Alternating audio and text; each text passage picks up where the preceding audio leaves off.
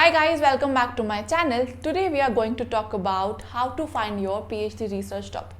So see guys, usually there are two scenarios in which you join your PhD. One scenario is that you join a research group under a professor whose research area aligns with your research interest. So in that case, you already know कि आपको किस topic पे काम करना है. Second scenario is that you clear the PhD entrance exam. You clear the interview, you take admission, and only later you start exploring potential areas in which you can work. Now there are so many tutorials and videos on YouTube which tell you how to select your PhD research topic. And I think many of you already know कि ये सब कैसे करना है, but still you're watching my video, right? So I am going to recommend you two short and simple ways in which you can select your PhD research topic. So the first approach you could take to select your PhD research topic is to directly go to an area, subject, author, issue और theory जो आपको अपने bachelors या masters में पढ़ने में अच्छी लगती हो.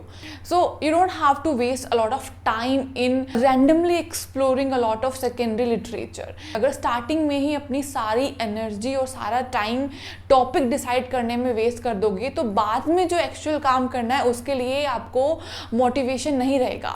तो माई सजेशन इज कि आप कोई भी टॉपिक, कोई भी एरिया जो आपको पढ़ने में अच्छा लगता हो अपने बैचलर्स एंड मास्टर्स के टाइम पे उसको नैरो डाउन करो. So for example students in humanities they may want to work in gender, but gender is a very broad area. तो जेंडर में किस पे काम करोगे? For instance you want to work on gender equality. Gender equality is again a very broad area.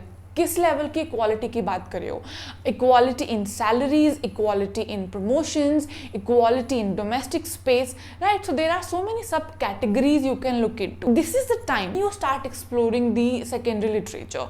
ये time है जब आप you could go to digital libraries like JSTOR और Google scholar.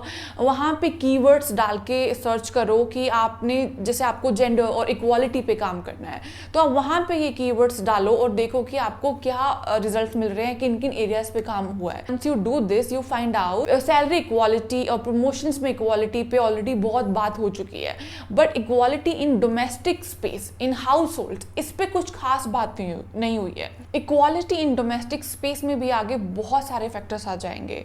For example ownership of the house, co parenting, equality in decision making of the house, right? So ये सारे topics में आपको select करना रहेगा कि आपको किसको नैरो डाउन करके किसको PhD रिसर्च टॉपिक बनाना है.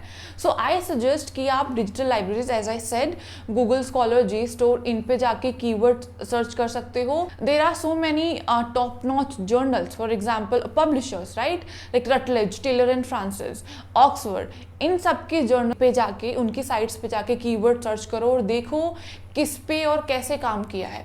सो ये तो हुई आपके ब्रॉड रिसर्च एरिया की बात, but this does not make your PhD topic complete, because PhD topic would also reflect the methodology, a method or an approach or a theoretical framework that you will select to pursue your research. इस stage पे ये भी decide करना पड़ेगा कि आपको एक quantitative study करनी है या क्वालिटेटिव स्टडी करनी है, आपको एक एथनोग्राफिक स्टडी करनी है या आपको एक लिटरेरी स्टडी करनी है. Now this again I would say completely depends on your interest. Maybe you want to go to the field, collect data and pursue your research from there. And I would say that you select a methodology that you really enjoy pursuing. The second way to select your PhD research topic is to work in an area which is still emerging.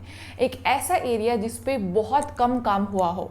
So इस case में ना तो आपके पास secondary literature है पढ़ने के लिए और ना ही ये आपके इंटरेस्ट का एरिया है, right? So for instance digital humanities एक इंडिया में एक ऐसा एरिया है जिस पे इंडिया में बहुत कम काम हुआ है. So in this case what you can do is you can reach out to professors और researchers who are working in this area. थोड़े बहुत भी जो लोग हैं जो इस एरिया में काम कर रहे हैं, you reach out to them, see and list out what could be the potential areas, what could be the potential topics in which you can work. So the challenge for you is to generate interest, right? The challenge for you is to add your own creativity. And maybe बहुत सारे और लोग हैं जो आपके research को देख के इस एरिया में काम करने लग जाएंगे. अगर आपको ये वीडियो अच्छा लगा तो like, share and subscribe to my channel and मुझे नीचे कमेंट्स में लिख के बताइए कि मैं अपनी नेक्स्ट वीडियोस कौन से टॉपिक्स पे बनाऊं.